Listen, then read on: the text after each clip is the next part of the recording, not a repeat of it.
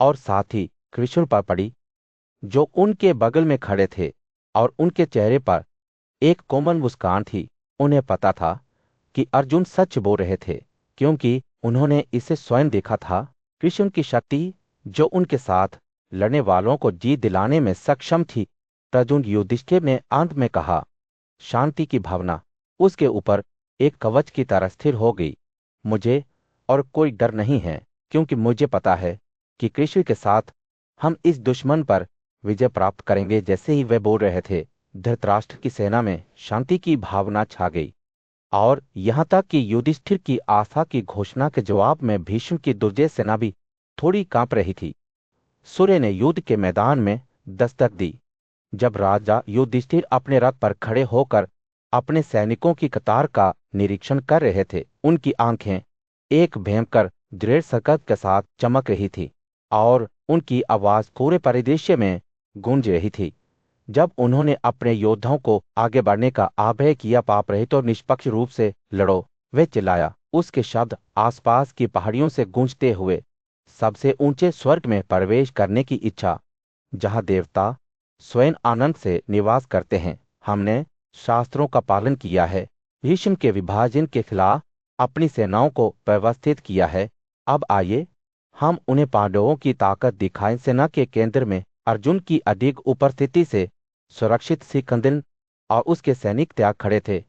धृष्टद्युम्न ने शक्तिशाली भीम द्वारा संरक्षित अग्रदूत का नेतृत्व किया, जबकि सापत वंश के निगर योद्धा युद्धन ने अपने बेजोड़ कौशल से दक्षिणी विभाजन की रक्षा की। युधिष्ठिर स्वयं इंद्र के लिए उपयुक्त एक रथ पर बैठे, जिसका स्वर्ण मानक और सूर्य के प्रकाश में तारों की तरह चमकने वाले रत्न हाथी दांत के हैं। देर से सधी उनकी शुद्ध सफेद छतरी उनके ऊपर एक परोपकारी छाया डालती है।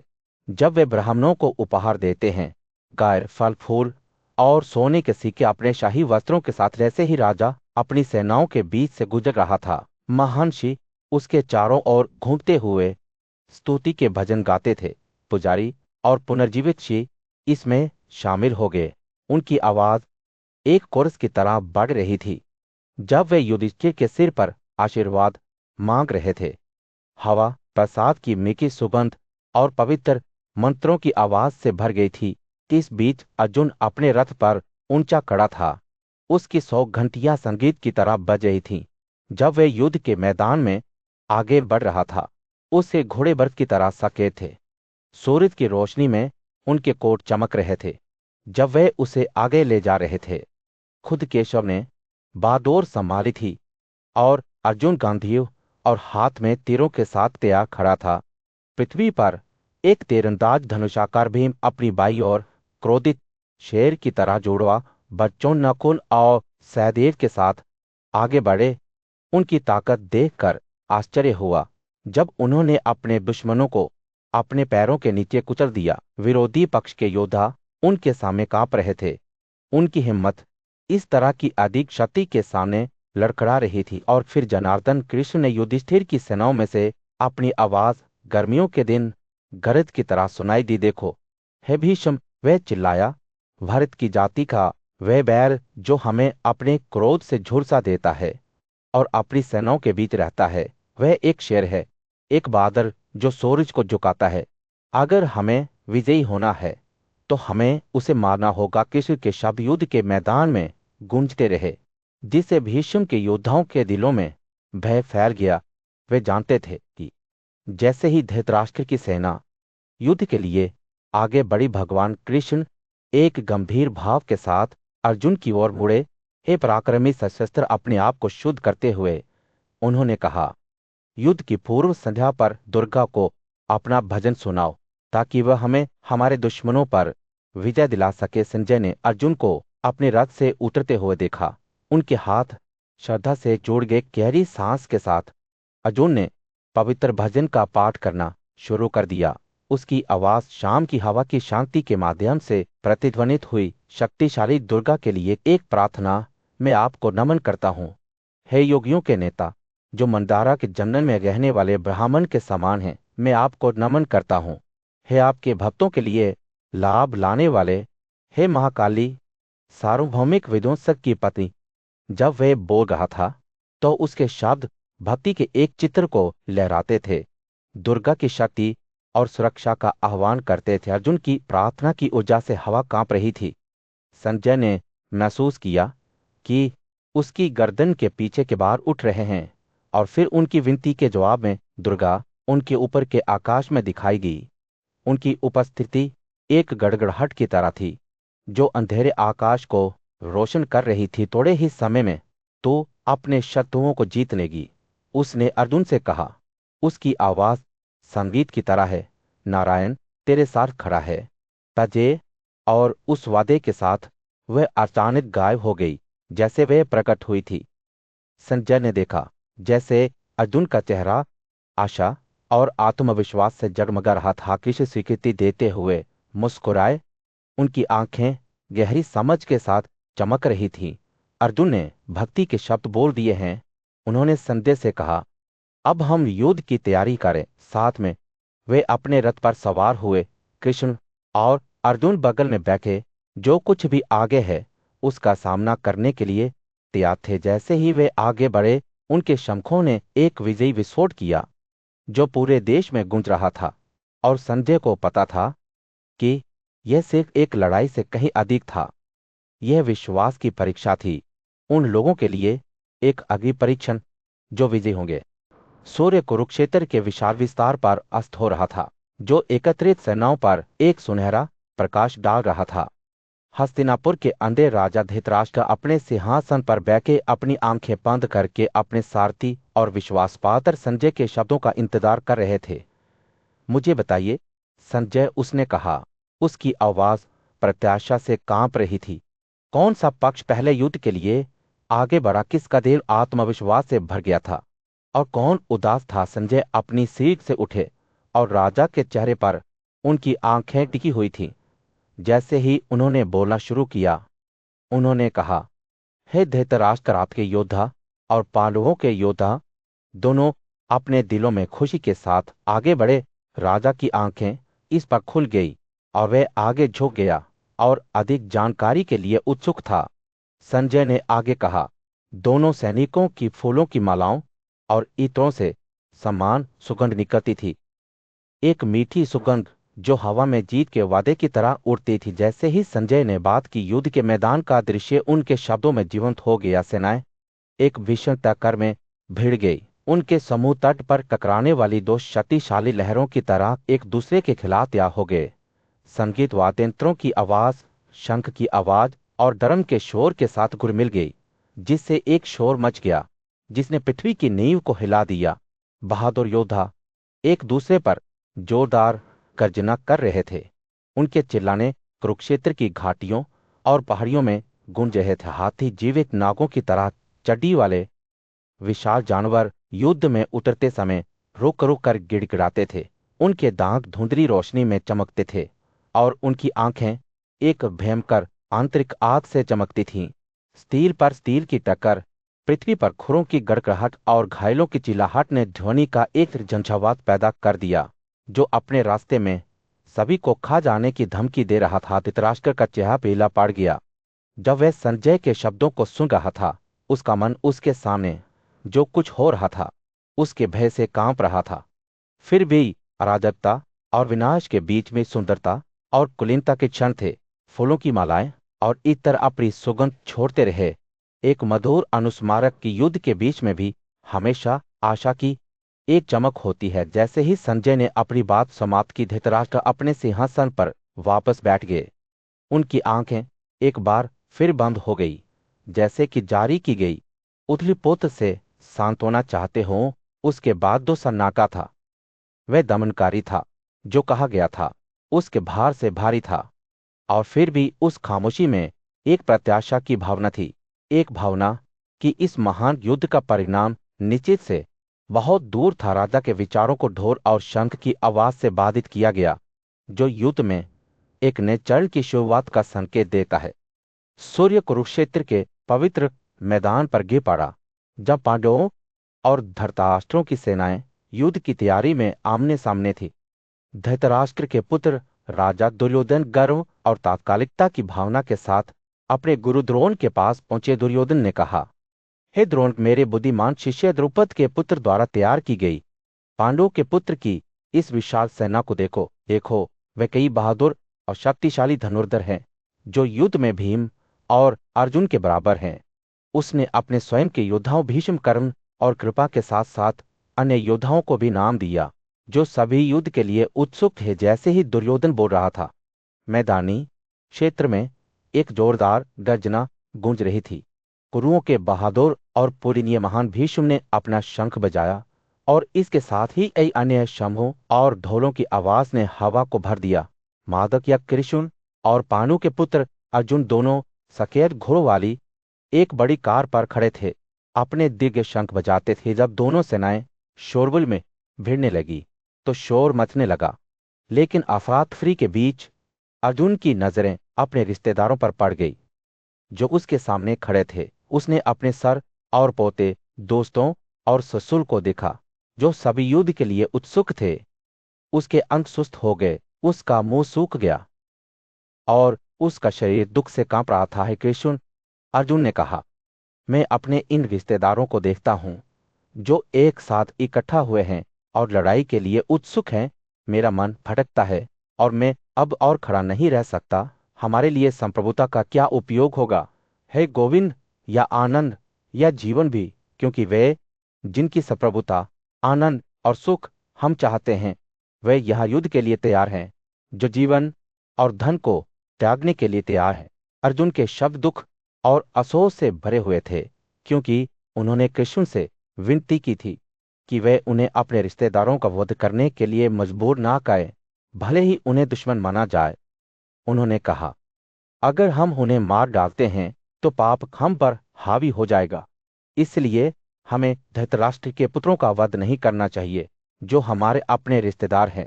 कृष्ण की प्रतिक्रिया अभी आनी बाकी थी, लेकिन अभी के लिए अर्जुन अपने रथ पर बैठ के अपने धनुष और तीरों को एक तरफ फेंकते हुए दुख और संदेह से उबर गए। दोनों सेनाओं का भाग्य संतुलन में लटका हुआ था, क्योंकि अर्जुन के फैसले का भार जल्द ही सामने आ जाएगा। सूर्य युद्ध के मैदान में डूब रहा था। आढ़ों और कौरवों की सेनाओं पर एक सुनहरा प्रकाश डाल रहा था। अर्जुन, महान योद्धा, अपने रथ पर बैठा था। उसकी आंखें दुश्मन की रेखाओं पर टिकी हुई थीं। उसका दिल दुख से भारी था। उसका दिमाग अपने रिश्तेदारों के खिलाफ लड़ने के विचार से टूट गया था। बुद्धिमान और वृद्ध सलाहकार संजय ने अर्जुन की भावनाओं को देखते हुए कहा, हे संजय, उसने कहा, उसकी आवाज दुख से कांप रही थी, मैं अपने भाइयों भीष्म और द्रोण के खिलाफ लड़ना नहीं चाहता। वे मेरे लिए पिता की तरह हैं, और मुझे डर है कि अगर मैं उन्हें मार दूंगा तो मैं हमेशा के लिए शापित हो जाऊंगा। अर्जुन के शब्दों को सुनकर संजय की आंखें करुणा से भर गई। वह जानता था कि युवा योद्धा क्षत्रिय के रूप में अपने कर्तव्य और अपने परिवार के प्रति अपने प्यार से टूट गया था। हे अर्जुन, संजय ने धीरे से कहा, अपने दिल को भावनाओं से प्रभावित ना होने दे। याद रखें कि आप कौन हैं और क्या दांव पर है। लेकिन अर्जुन का संदेह और भी गहरा हो गया। वह मार्गदर्शन के लिए अपने सारथी और मित्र कृष्ण की ओर देखता रहा। शांत और प्रभावशाली आवाज में बात करते हुए कृष्ण की आंखें बुद्धि से चमक उठी। अर्जुन, उसने कहा, आप उन लोगों का शोक मनाते हैं जो आपके आंसू के योग्य नहीं हैं। आप बुद्धिमानों के शब्द बोलते हैं, लेकिन आप अभी तक खुद बुद्धिमान नहीं हैं। जो वास्तव में बुद्धिमान हैं, वे ना तो मृतकों के लिए शोक करते हैं और ना ही जीवित लोगों के लिए। वे जानते हैं कि सभी प्राणी शाश्वत, अविनाशी और अनंत हैं। कृष्ण के शब्द अर्जुन के दिल में गहराई से घुस गए। वह खुद को केवल एक नश्वर के रूप में देखता था, जो भाग्य की सनक के अधीन था।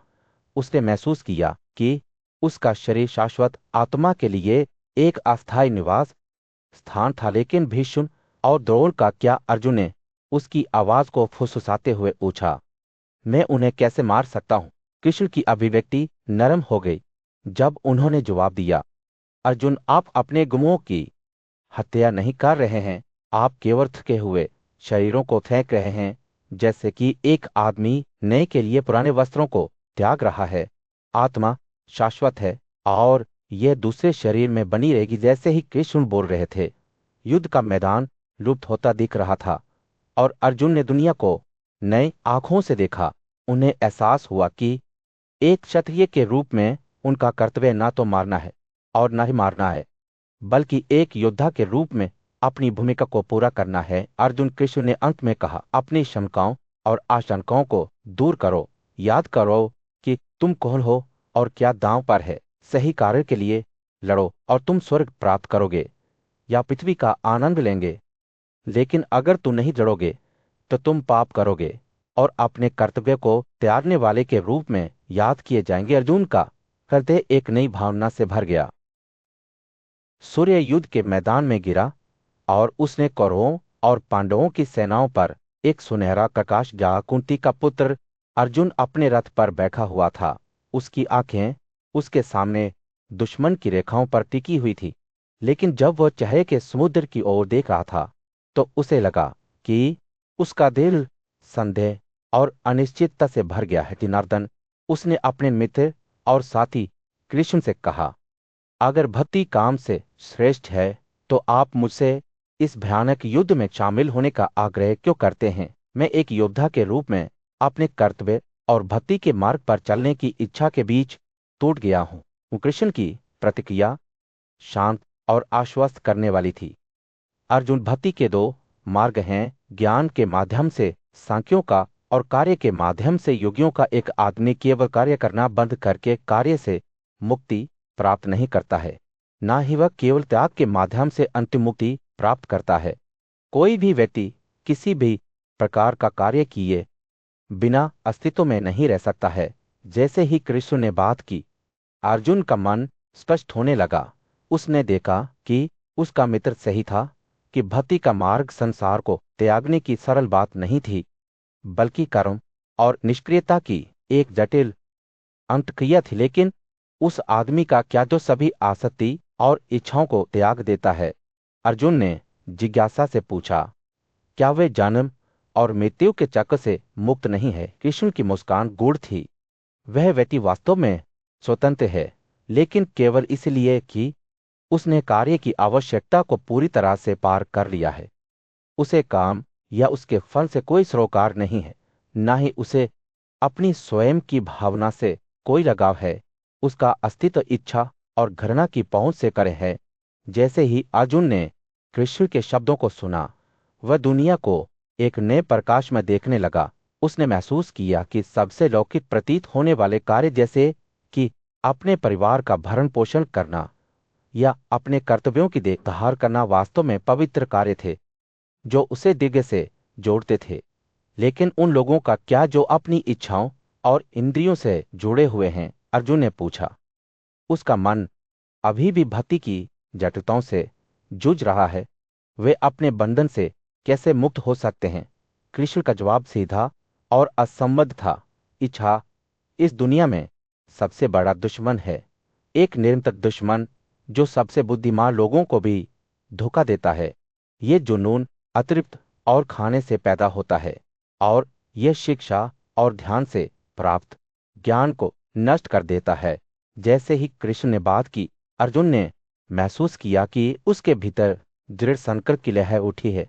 वह जानता था कि अगर उसे कृष्ण द्वारा वर्णित भक्ति की स्थिति को प्राप्त करना है तो उसे अपनी इच्छाओं और लगावों का सामना करना होगा। फिर मुझे बताइए जनार्दन, अर्जुन ने अपनी आवाज दृढ़ और दृढ़ करते हुए कहा, मैं इस दुश्मन इच्छा को कैसे मार सकता हूं और भक्ति की स्थिति कैसे प्राप्त कर सकता हूं? क्योंकि सूर्य युद्धग्रस्त परिदृश्य पर अस्त हो रहा था। जब महान योद्धा अर्जुन अपने रथ पर बैठे थे, जंगल की खामोशी से घिरे हुए थे।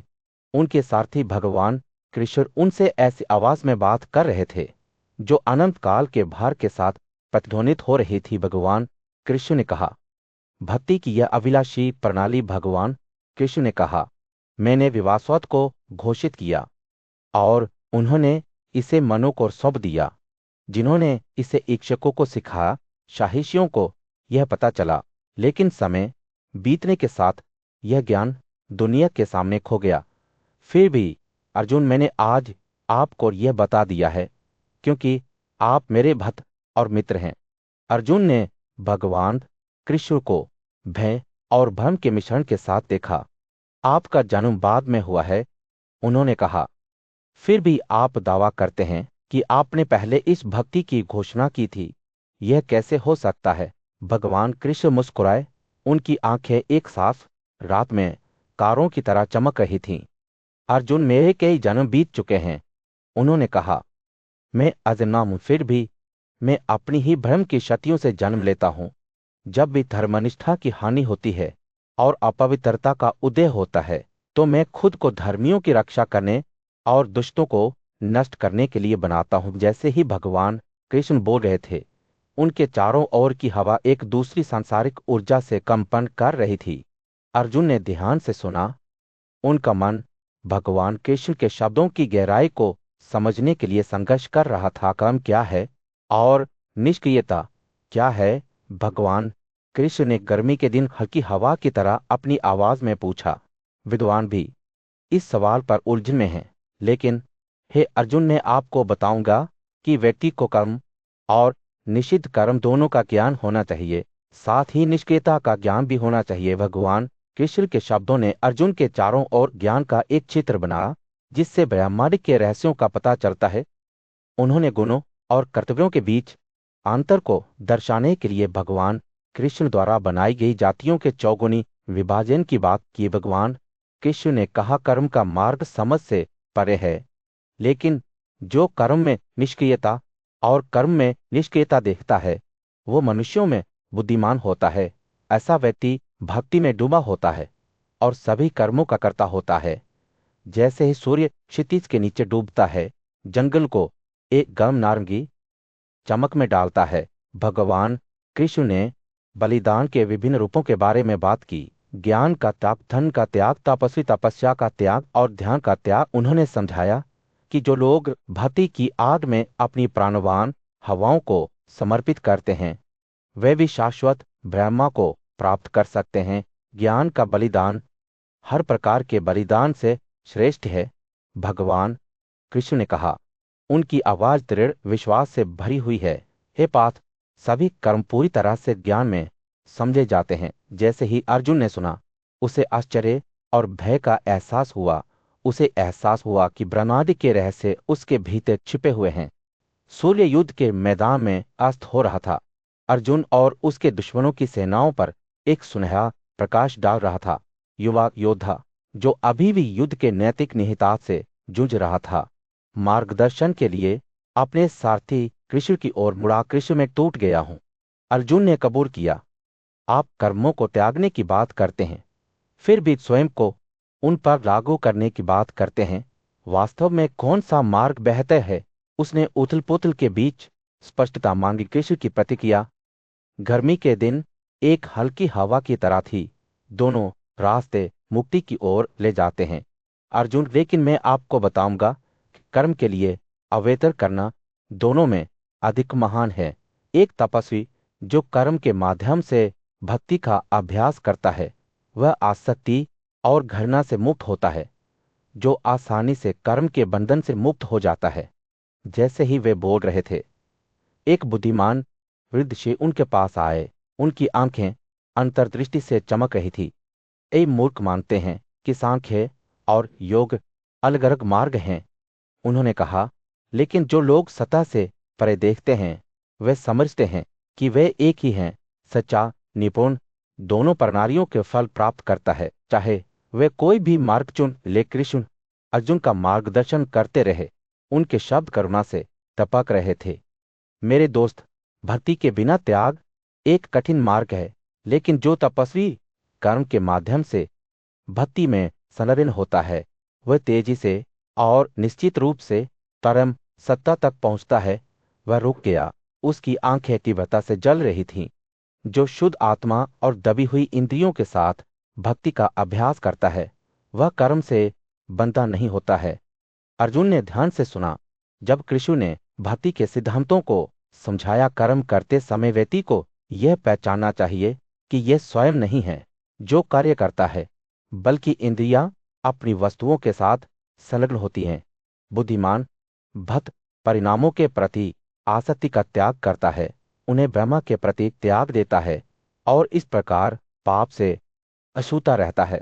जैसे ही वे बोल रहे थे, अर्जुन के परेशान मन में शांति की भावना छा गई। वे दुनिया को एक नई रोशनी में देखने लगा। भक्ति और कर्म के धागे से बुने हुए एक चित्र के रूप में कृष्ण के शब्द हल्की बारिश की तरह थे, जिससे उनकी आत्मा को शांति मिली और आगे का रास्ता रोशन हुआ। कृष्ण ने यह कहते हुए समापन किया, भगवान कर्मों या उनके परिणामों के कारण नहीं है। प्रकृति स्वयं कर्म में संलग्न होती है। जो बुद्धिमान इस सत्य को जानता है वह अज्ञान और भ्रम से मुक्त हो जाता है। और इसके साथ अर्जुन के संदेह दूर होने लगे। उनकी जगह गहरी समझ और शांति की भावना ने ले ली। जैसे ही रात के आकाश में तारे चमकने लगे, कृष्ण ने एक बार फिर से बात की।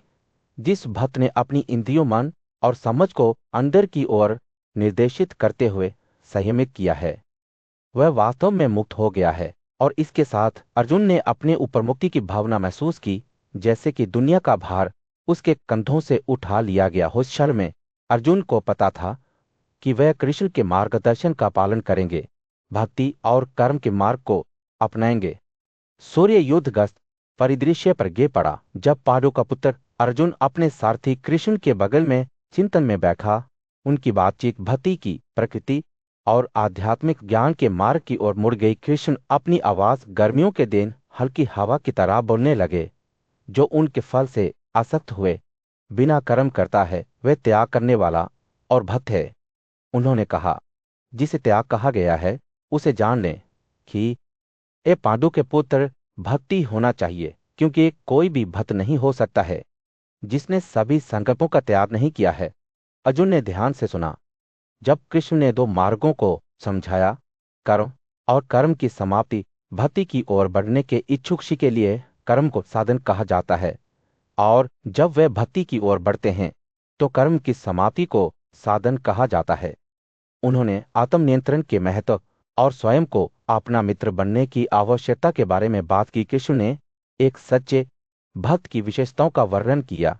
कहा जाता है कि वह तपस्वी समर्पित होता है, जिसका मन ज्ञान और अनुभव से संतुष्ट होता है, जिसके पास कोई स्नेह नहीं होता है, जिसने अपनी इंद्रियों को अपने अधीन कर लिया है, और जिसके लिए एक घास, एक पत्थर और सोना समान है। उन्होंने समता की आवश्यकता और सभी चीजों को अपने स्वयं के रूप में देखने की क्षमता के बारे में बात की। जैसे ही वे मौन बैठे, कृष्ण ने अर्जुन को चिंतन के अभ्यास के माध्यम से निर्देशित किया। अपने आसन को एक स्वच्छ स्थान पर स्थिर रूप से स्थापित करते हुए, ना तो बहुत ऊंचा और ना ही बहुत नीचा, और उस पर कपड़े का एक टुकड़ा, हिरण की खाल या कुछ घास के भेद फैलाते हुए उन्होंने निर्देश दिया। और वहां उस आसन पर बैठे हुए मन को एक वस्तु पर स्थिर रखते हुए और हृदय और इंद्रियों के कार्यों को नियंत्रित करते हुए व्यक्ति को स्वयं की शुद्धि के लिए चिंतन का अभ्यास करना चाहिए। अर्जुन ने सुना, लेकिन उसके संदेह बने रहे। दृढ़ निश्चय के बिना, हालांकि विश्वास से संपन्न और भक्ति से विचलित मन के साथ, उसका अंत क्या है? हे कृष्ण, जिसने भक्ति में सफलता अर्जित नहीं की है, उसने पूछा।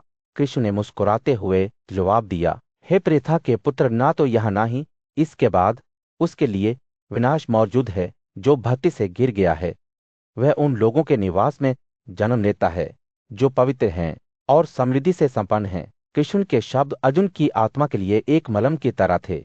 उन्होंने अंतिम लक्ष्य के बारे में बात की। महान प्रयासों के साथ प्रयास करते हुए भक्त अपने सभी पापों से मुक्त होकर कई जन्मों के बाद पूर्णता प्राप्त करता है और फिर सर्वोच्च लक्ष्य तक पहुंचता है। जैसे ही सूर्य अस्त होने लगा, परिदृश्य पर एक सुनहरा प्रकाश डालते हुए कृष्ण के शब्द एक वादे की तरह हवा में झटक गए।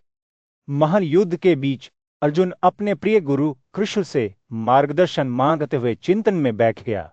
पवित्र एक कोमल मुस्कान के साथ ब्रह्मांड के रहस्यों और अपने स्वयं के दिव्याचार की प्रकृति को प्रकट करना शुरू कर दिया। स्लो, हे पृथा के पुत्र, उसने कहा, क्योंकि मैं तुमसे ज्ञान और अनुभव के बारे में बात करूंगा जो आपको इस दुनिया में मौजूद सभी चीजों की समझ दिलाएगा। कृष्ण के शब्द गर्मियों के दिन एक हल्की हवा की तरह थे, जो अपने साथ ज्ञान और ज्ञान की सुगंध ले जा रहे थे। जैसे ही उन्होंने बात की, उनकी आंखें एक आंतरिक प्रकाश से चमक रही थी जो आगे के रास्ते को रोशन कर रही थीं। कृष्ण ने अर्जुन को समझाया कि उनकी प्रकृति को 8 पहलुओं में विभाजित किया गया है। पृथ्वी, जल, अग्नि, वायु, अंतरिक्ष, मन, समझ और चेतना, ये सृष्टि के मौलिक निर्माण खंड थे, वे कच्चे माल जिनसे सभी चीजें उत्पन्न होती हैं। लेकिन उन्होंने कहा, स्वयं का एक उच्चतर पहलू है जो सभी जीवित प्राणियों को सक्रिय करता है और ब्रह्मांड को बनाए रखता है। तो मैं ही विकास और विघटन का स्रोत हूं। कृष्ण ने घोषणा की, सभी चीजों की उत्पत्ति और अंत मैं ही हूं, मुझसे बढ़कर और कुछ नहीं है। उनके शब्द अर्जुन के मन में एक मंत्र की तरह गूंजते थे जो उनकी आत्मा को दिगे की गहराई तक जगाते थे। कृष्ण ने स्वयं को पृथ्वी की सुगंध, सूर्य और चंद्रमा की भव्यता, अंतरिक्ष में ध्वनि और सभी जीवित प्राणियों में शक्ति के रूप में वर्णित किया। वह बीज था जिससे सभी प्राणी अंकुरित हुए, वह बुद्धि जिसने उन्हें निर्देशित किया, और उनके भीतर चमकने वाली महिमा। अर्जुन का हृदय श्रद्धा से फूल गया जब वो कृष्ण के शब्दों को सुन रहा था, अपनी दिव्य उपस्थिति के भार को महसूस कर रहा था। कृष्ण ने अर्जुन को बताया कि हर कोई उन्हें उनके वास्तविक रूप में नहीं देख सकता है। कुछ अपनी इच्छाओं और अज्ञानता से अंधे हो जाते हैं, जबकि अन्य दुनिया के भ्रम में फंस जाते हैं। लेकिन जो लोग विश्वास और भक्ति के साथ उनकी शरण लेते हैं, वे इस भ्रम को पार कर लेंगे और सत्य को जान लेंगे। कृष्ण ने उन 4 वर्गों के लोगों के बारे में भी बात की जो उनकी पूजा करते हैं, वे जो व्यतीत हैं, वे जो ज्ञान रखते हैं, वे जो समर्पित हैं, और वे जो केवल एक भगवान में विश्वास रखते हैं। इनमें से उन्होंने कहा कि ज्ञानवान व्यक्ति उन्हें अन्य सभी लोगों की तुलना में अधिक प्रिय है, क्योंकि उन्होंने अपनी आत्मा को अमूर्तता पर निर्धारित किया है और कृष्ण को सर्वोच्च लक्ष्य के रूप में शरण दी है। जैसे ही अर्जुन ने सुना, उसका दिल आश्चर्य और भय की भावना से भर गया। उसने दुनिया को एक नए प्रकाश में देखा, कृष्ण के दिव्य सार की अभिव्यक्ति के रूप में। और जब कृष्ण ने बोलना समाप्त किया, तो अर्जुन ने महसूस किया कि पवित्र व्यक्ति की प्रकृति के रहस्योद्धारकन से उसका मन बदल गया है। उस क्षण अर्जुन को पता चला कि उसे एक बहुमूल्य उपहार दिया गया है, कृष्ण के वास्तविक रूप और सार का ज्ञान। उसने महसूस किया कि सभी प्राणी जन्म के समय इच्छा और वासना से उत्पन्न होने वाले विपरीत जोरों से भ्रमित हो जाते हैं। सूर्य कुरुक्षेत्र के युद्ध के मैदान में डूब रहा था। पांडवों और कौरवों की सेनाओं पर एक सुनहरा प्रकाश डाल रहा था। महान योद्धा अर्जुन अपने सारथी और मार्गदर्शक कृष्ण से मार्गदर्शन लेने के लिए चिंतन में बैठे थे। कृष्ण अर्जुन ने कहा, मैं संदेह में डूबा हुआ हूं। यह ब्रह्म क्या है? यह अंतिम वास्तविकता जो सभी अस्तित्व में निहित है, हमारे भीतर अपनी अभिव्यक्ति आत्मा क्या है और कर्म का क्या किसी भी भगवान को यज्ञ में चढ़ाना? कृष्ण की आंखें ज्ञान से चमक उठी जब उन्होंने जवाब दिया, ब्रह्म सर्वोच्च और अविनाशी है। यह अपरिवर्तनीय सार है जो सभी अस्तित्व में व्याप्त है। आत्मा हमारे भीतर अपनी अभिव्यक्ति है, देवत्व की चिंगारी जो हर आत्मा के भीतर निवास करती है। और कर्म अर्जुन केवल शारीरिक श्रम या अनुष्ठानिक बलिदान नहीं है, बल्कि किसी के अंतिम क्षणों में मेरा स्मरण है, जब शरीर को अलग कर दिया जाता है और आत्मा अपने स्रोत पर लौट आती है। अर्जुन की आंखें समझ से चौड़ी हो गई जब कृष्ण ने कहा, जब तुम इस जीवन से चले जाओ तो मुझे अकेला याद करो, अपना मन मुझ पर लगा लो और मैं तुम्हारा मार्गदर्शक रहूंगा। हमेशा मेरे बारे में सोचें और साहस और भक्ति के साथ युद्ध में संलग्न रहें, क्योंकि सर्वोच्च के स्मरण के माध्यम से ही व्यक्ति मुक्ति प्राप्त करता है। कृष्ण के शब्द गर्मियों के दिन एक हल्की हवा की तरह थे जो अर्जुन के संदेह और भय को शांत करते थे। उन्होंने समझाया कि स्थिर मन से सर्वोच्च के बारे में सोचने और अपनी जीवन श्वास को अनुभवों के बीच निर्देशित करने से व्यक्ति उच्चतम लक्ष्य तक पहुंच सकता है। यह आसन अविनाशी है। कृष्ण ने कहा, सभी आकांक्षाओं से मुक्त तपस्वियों द्वारा प्रवेश किया गया, जिन्होंने ब्रह्मचारियों की प्रतिज्ञाओं का पालन किया है। इस शरीर को त्यागते हुए वे सभी दरवाजों को रोकते हैं, अपने मन को दिल के भीतर सीमित करते हैं और निरंतर ध्यान पर आराम करते हैं, पवित्र शब्दाश ओम का उच्चारण करते हुए जो ब्राह्मण है, और मेरे बारे में सोचते हुए वे सर्वोच्च लक्ष्य तक पहुंचते हैं।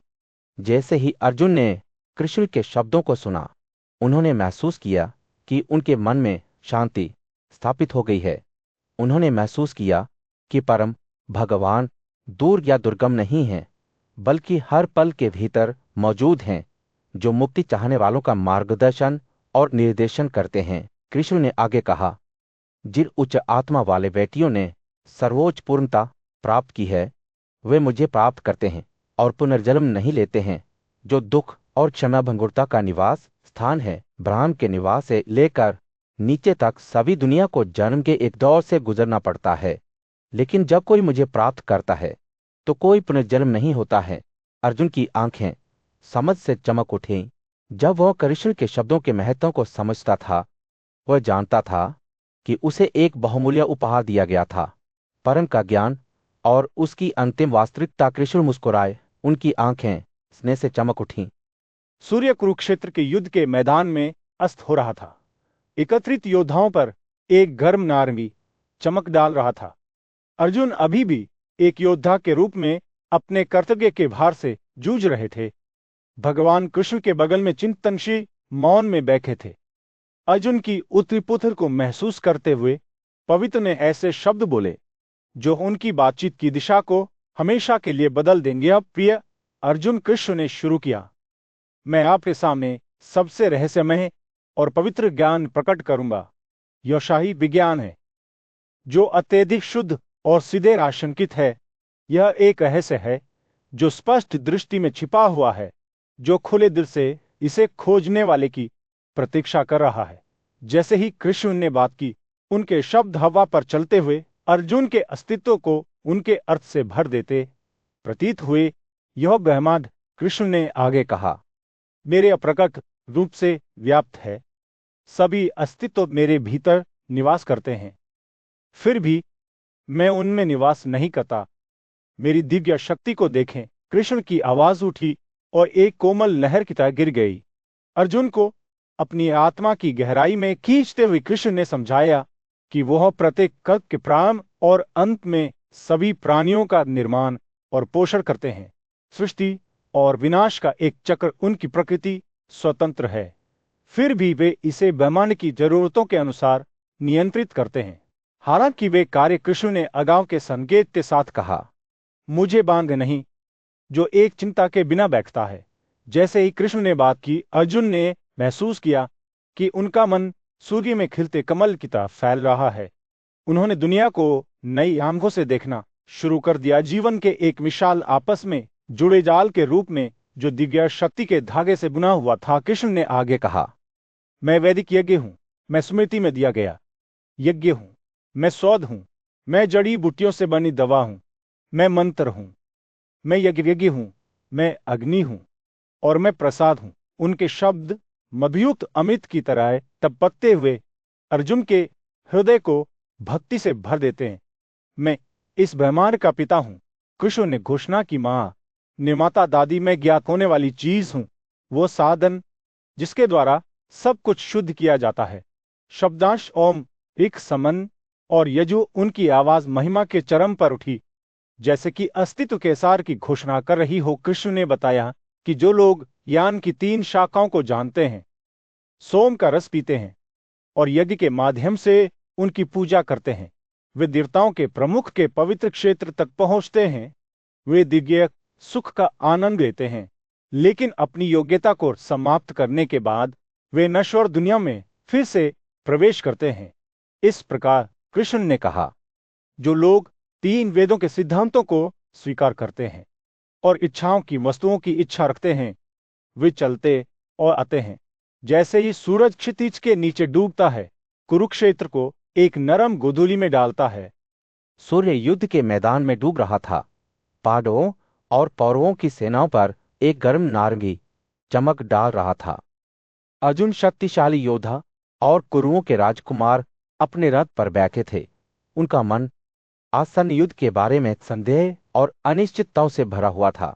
उनके सारथी कृष्ण हमेशा की तरह बुद्धिमान और दयालु उनके बगल में खड़े थे। जैसे ही वे लड़ाई शुरू करने के संकेत की प्रतीक्षा कर रहे थे, कृष्ण एक ऐसी आवाज में बोलने लगे जो कोमल और शक्तिशाली दोनों थी।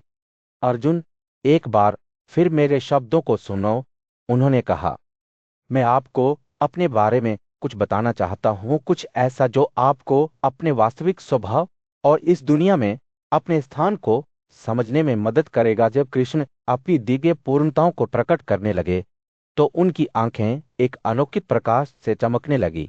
उन्होंने अर्जुन से कहा कि वे ब्रह्मांड के सर्वोच्च भगवान हैं, जिनका जन्म या शुरुआत नहीं है, फिर भी वे हर क्षण मौजूद हैं।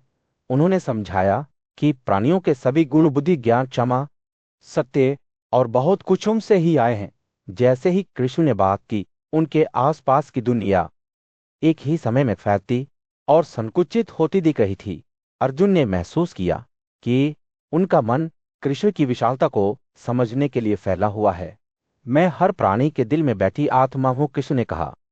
मैं सभी प्राणियों की शुरुआत, मध्य और अंत हूं। कृष्ण ने अपने कई रूपों और विशेषताओं को सूचीबद्ध किया, जिनमें से प्रत्येक उनकी असीम शक्ति और ज्ञान का प्रकटीकरण था। वे चमकदार पेड़ों के बीच सूर्य थे, नक्षत्रों के बीच चंद्रमा थे, वेदों के बीच सामवेद थे, वे इंद्रियों के बीच मन थे, जीवित प्राणियों में बुद्धि थे। जैसे ही कृष्ण ने बात की, अर्जुन का भ्रम दूर होने लगा। उन्होंने देखा कि ब्रह्मांड में सब कुछ, हर प्राणी, हर चीज कृष्ण से जुड़ा हुआ था और वह सभी अस्तित्व का स्रोत था। कृष्ण ने कहा, मैं सभी प्रकार के ज्ञान के बीच परम आत्मा का ज्ञान हूं। मैं विवाद करने वालों के बीच विवाद हूं। कृष्ण की पूर्णताओं की सूची अंतहीन लग रही थी, जो उनकी असीम शक्ति और ज्ञान का प्रमाण थी। फिर भी जैसे ही अर्जुन ने सुना, उन्होंने देखना शुरू किया कि यह केवल गुणों या रूपों को सूचीबद्ध करने के बारे में नहीं था। यह कृष्ण के अस्तित्व के सार को समझने के बारे में था, कि वह अंतिम वास्तविकता सभी अस्तित्व का स्रोत था। जैसे ही सूर्य क्षितिज के नीचे डूबा, युद्ध के मैदान को एक कोमल गोधूली की रोशनी में फेंकते हुए कृष्ण ने अपना पाठ समाप्त किया। अर्जुन एक पल के लिए मौन बैठे रहे। जो कुछ उन्होंने सुना था, उसके निहितार्थ से उनका मन हिल गया। फिर स्पष्टता और उद्देश्य की एक नई भावना के साथ उन्होंने कृष्ण की ओर रुख किया और पूछा, कृष्ण, मैं आप पर ध्यान कैसे कर सकता हूं? मैं आपको वास्तव में कैसे जान सकता हूं? कृष्ण मुस्कुराए। उनकी आंखें प्यार और करुणा से चमक रही थी। अर्जुन, उन्होंने कहा, आप मुझे हमेशा से जानते हैं, आप बस जानते हैं। सूर्य युद्ध के मैदान में अस्त हो रहा था। एकत्रित योद्धाओं पर एक सुनहरा प्रकाश डाल रहा था। पांडु का पुत्र अर्जुन अपने सारथी और मित्र कृष्ण के सामने खड़ा था। उसकी आंखें भय और घबराहट से भरी हुई थीं। कृष्ण अर्जुन ने अपनी आवाज में फुसफुसाते हुए कहा, मैंने प्राणियों की सृष्टि और विघटन के बारे में आपके शब्द सुने हैं। मैंने आपके भीतर की महानता को देखा है। हे रहस्यवादी शक्ति के स्वामी, आपने जो कहा है वह सच है और मैं आश्चर्य से भर गया हूं। कृष्ण मुस्कुराए। उनकी आंखें धूमी रोशनी में कमल की पंखुड़ियों की तरह चमक रही थीं। देखो अर्जुन, उन्होंने कहा, मेरे रूप सैकड़ों और हजारों विविध दिग्गज और आकार में विविध आदित्य वासु, रुद्र, अश्विन और मरुत को देखो। जैसे ही कृष्ण ने बात की, अर्जुन की आंखों के सामने उनका रूप बदलने लगा। उन्होंने देखा कि मोबाइल और असर का पूरा ब्रह्मांड कृष्ण के शरीर के भीतर इकट्ठा हो गया था।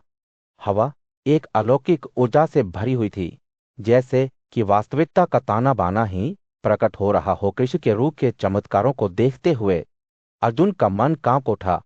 मैं सभी देवताओं को देखता हूं, उसने कहा, और सभी विभिन्न प्राणियों को देखता हूं।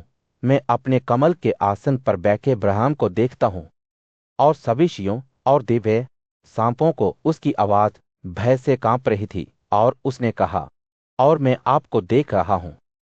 हे अनंत रूपों के भगवान का संख्य बहुपेट मुंह और आंखों के साथ कृष्ण के रूप का विस्तार होता रहा, जिससे पूरा क्षिति भर गया। अर्जुन ने देखा कि उसके सामने तीन दुनिया कांप रही थी, जैसे कि अस्तित्व की नींव ही हिल रही हो। रुद्र, आदित्य, वासु और अन्य खगोलीय प्राणी आश्चर्य से कृष्ण की ओर देख गए थे। उनकी आवाज प्रशंसा में बुलंद थी। जैसे ही यह दृष्टि अपने चरम पर पहुंची, अर्जुन ने महसूस किया कि उसका दिल डर से दौड़ रहा है। उसने खुद को और युद्ध के मैदान में सभी योद्धाओं को कृष्ण के मुंह में प्रवेश करते देखा, जो युग के अंत में सर्वविनाशकारी आग की तरह जल रहा था। हवा गिरने वालों के रोने से भर गई, जैसे कि वे मृत्यु के जबड़ों से निगल रहे हों। कृष्ण फिर बोले। उनकी आवाज शांत और कोमल थी। मैं मौत हूं, दुनिया का विध्वंसक। उन्होंने कहा, मैं अब मनुष्यों की जाति को मारने में लगा हुआ हूं।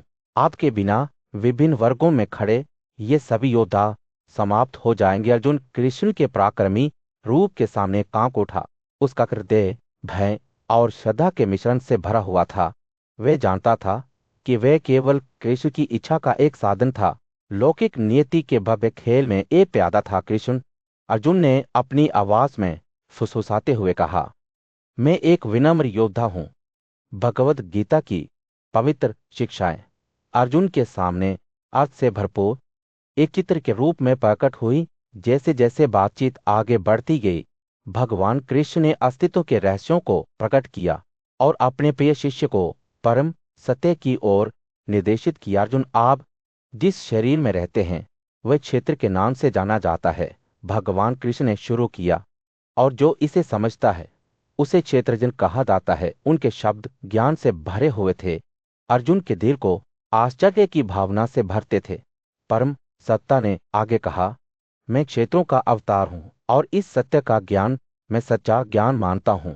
जैसे ही वे एक पेड़ की छाया में एक साथ बैठे, भगवान कृष्ण ने विशाल और जटिल ब्रह्मांड का चित्र बनाना शुरू कर दिया। उन्होंने 5 महान तत्वों पृथ्वी, जल, अग्नि, वायु और आकाश के साथ साथ अहंकार, बुद्धि और प्रकृति के रूप में जानी जाने वाली अप्रकट शक्ति के बारे में बात की। मन और 5 इंद्रियों सहित 10 इंद्रियां सभी इस भव्य चित्र का हिस्सा थीं। लेकिन क्षेत्र का वास्तविक स्वरूप क्या है? अर्जुन ने अपनी जिज्ञासा जगाते हुए पूछा। भगवान कृष्ण ने मुस्कुराते हुए कहा, यह इन सभी तत्वों का संग्रह है जो घमंड, दिखावा, चोट, क्षमा और भक्ति के गुणों से परिवर्तित हैं। वह रुक गया और अर्जुन को अपने शब्दों की गहराई को आत्मसात करने दिया। ज्ञान, भगवान कृष्ण ने घोषणा की, अहंकार की अनुपस्थिति जन्म, मृत्यु, पतन और बीमारी में दुख और बुराई की धारणा है। यह आसक्ति से मुक्ति, सांसारिक इच्छाओं से आदाव और मेरे प्रति अटूट भक्ति है। परम सत्ता की आंखें तीव्रता से चमक उठीं जब उन्होंने उन गुणों के बारे में बात की जो सत्य के साधक को अलग करते हैं। और ज्ञान के उद्देश्य के बारे में क्या? अर्जुन ने समझ के लिए अपने दिल की लालसा से पूछा। भगवान कृष्ण की आवाज ने श्रद्धा का स्वर लिया, ये सर्वोच्च ब्रह्मा हैं जो अस्तित्व और अस्तित्व से परे हैं, जिनके हाथ और पैर सभी तरफ हैं, आंखें, सिर और चेहरे हर जगह हैं। ये सब कुछ व्याप्त है, फिर भी एक ही समय में दूर और पास रहता है। जैसे ही अर्जुन ने विस्मय से सुना, भगवान कृष्ण ने प्रकट किया कि ज्ञान का यह उद्देश्य सभी प्राणियों का पालन करता है, सभी का अवशोषक और निर्माता है। यह स्वयं ज्ञान है। उन्होंने कहा, ज्ञान का अंत सभी के दिलों में बैठा है। परम सत्ता के शब्द एक अनुस्मारक थे कि परम सत्य हर प्राणी के भीतर निहित है। बातचीत जारी रही, जिसमें भगवान कृष्ण ने अर्जुन को प्रकृति और आत्मा के क्षेत्र में मार्गदर्शन दिया। उन्होंने समझाया कि आत्मा प्रकृति के भीतर निवास करती है, उससे पैदा हुए गुणों का आनंद लेती है। अच्छे या बुरे गर्भों में इसके जन्म का कारण गुणों के साथ इसका संबंध है। उन्होंने कहा। उनके शब्द अर्जुन के दिल में करुणा की भावना जगाते हैं। जैसे ही वे एक साथ बैठे अपनी बातचीत की गर्मजोशी का आनंद लेते हुए, भगवान कृष्ण ने परम भगवान के बारे में बात की।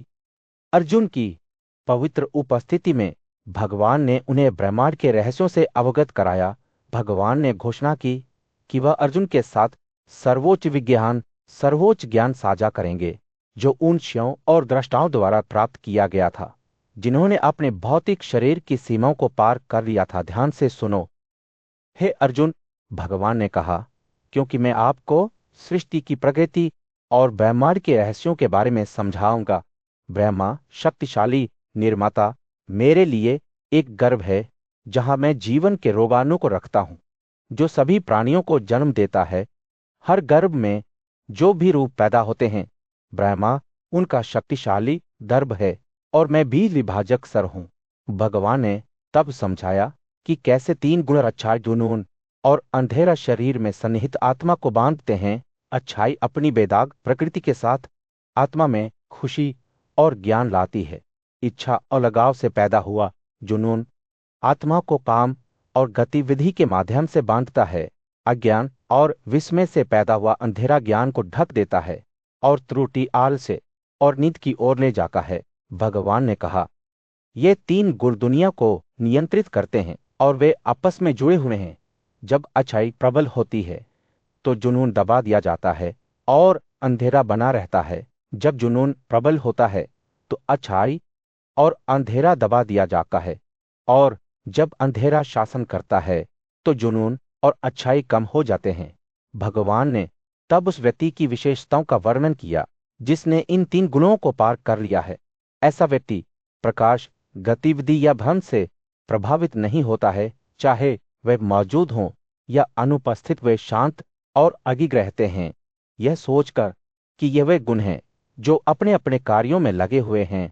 ऐसा व्यक्ति, भगवान ने कहा, आत्मनिर्भर, समान विचारधारा वाला और सांसारिक इच्छाओं से अलग है। वे मिट्टी की एक गांठ, एक पत्थर और सोने को समान रूप से मूल्यवान मानते हैं। वे मित्र और शत्रु को समान मानते हैं और सभी परिश्रम को त्याग दिया है। यह वह है जिसने गुणों को पार कर लिया है। भगवान ने तब अर्जुन को बताया कि वे स्वयं ब्रह्मा के निवास, अमरता, अविनाशिता, शाश्वत भक्ति और अखंड आनंद के हैं, जो मेरी अनन्य भक्ति के साथ पूजा करता है। भगवान ने कहा, इन गुणों को पार करते हुए वह मेरी प्रकृति में प्रवेश के लिए योग्य हो जाता है। जैसे ही भगवान बोले, अर्जुन ने ध्यान से सुना।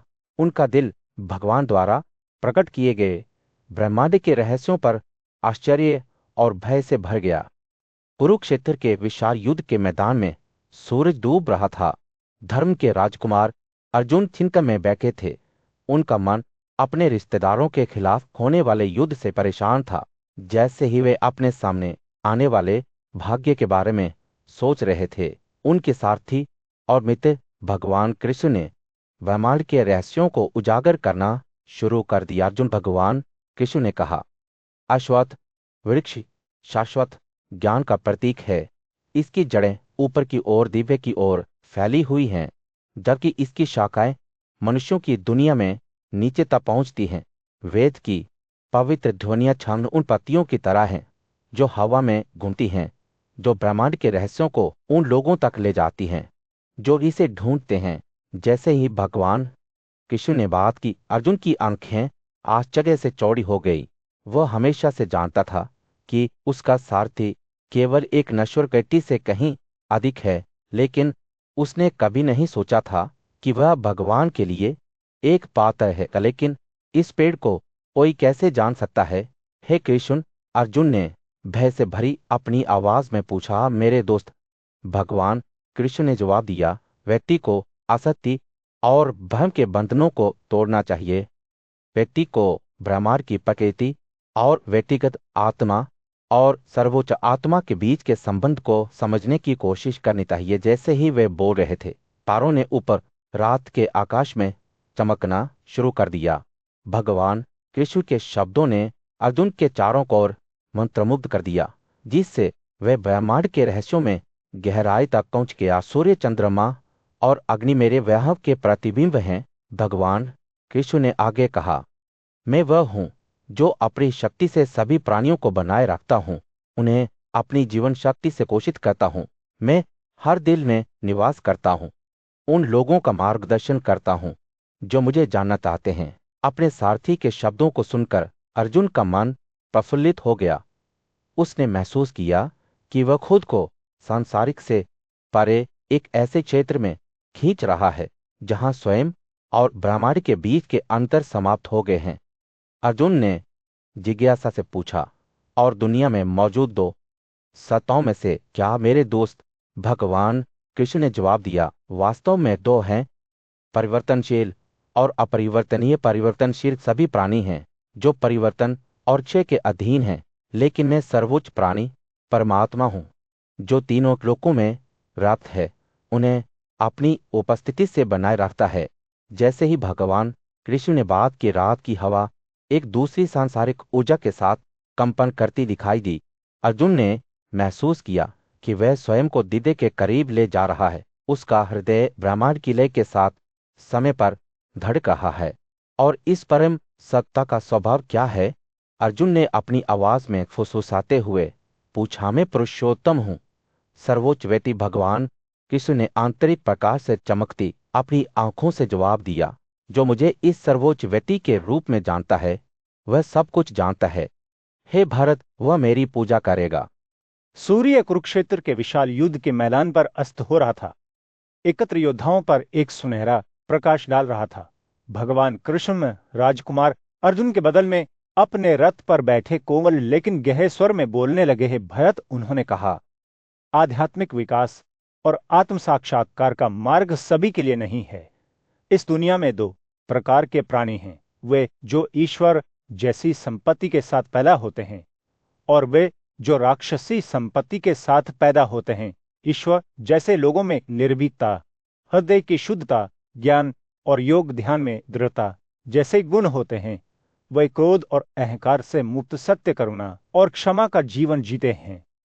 कृष्ण के शब्द आशा के वादे की तरह हवा में लटक गए। लेकिन हे प्रीता के पुत्र, उन्होंने आगे कहा, ऐसे भी लोग हैं जो राक्षसी संपत्ति के साथ पैदा हुए हैं।